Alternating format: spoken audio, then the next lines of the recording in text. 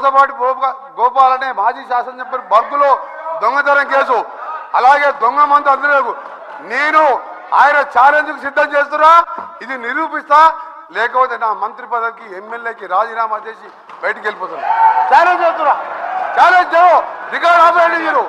మీరు sir sir sir మా speaker sir, మీరు అర్జెంట్ చేయండి. మీరు నల్గొండ ఎస్పీకి వెళ్ళి రికార్డు తెప్పించుకోండి, హైకోర్టుకి వెళ్ళి తెప్పించుకోండి. 16 సంవత్సరాలు కోర్టు చుట్టూ తిరిగినా 2006లో కేసులు కొట్టేసి మర్డర్ కేసులు ఈయన నాయనపై నేను ఆయన ఛాలెంజ్ సిద్ధంగా చెప్తున్నాను. రాజీనామా చేస్తా మంత్రి పదవికి, ఎమ్మెల్యేకి. నువ్వు ఇక మొన్న గెలిచిన 2000 3000తో గెలిచినావు, నీ జీవితంలో రావు. నువ్వు మళ్ళీ చదువుకు నీ ఛాలెంజ్ నేను ఒప్పుకుంటున్నా. ఆ రికార్డు తెప్పండి. జగదీశ్వర్ రెడ్డి గారు, అధ్యక్ష అధ్యక్ష 1 మినిట్ చెప్తా. హరీష్ రావు గారు కూర్చోండి. ప్రశాంత్ రెడ్డి గారు please please please Prashanth Reddy గారు ప్లీజ్ ప్లీజ్.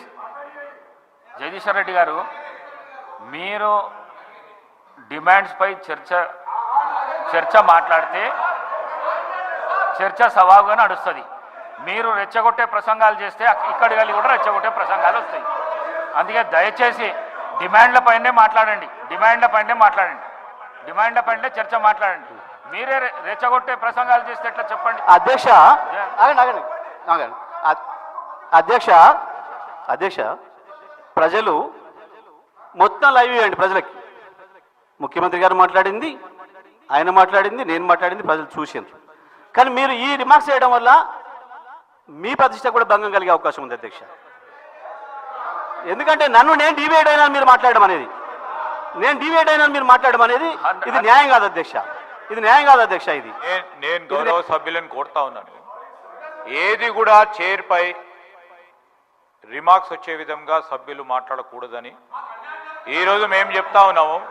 గౌరవ శాసన సభాపతి గారు ఒకటే కోరినరు, ఈరోజు అపోజిషన్కు సంబంధించి కొన్ని రిమార్క్స్ రెచ్చగొట్టే ప్రసంగం చేస్తే మళ్ళీ అదేవిధంగా ట్రెజరీ బెంచెస్ నుంచి కూడా అదేవిధంగా రెస్పాన్స్ వస్తాయని చెప్పినారు.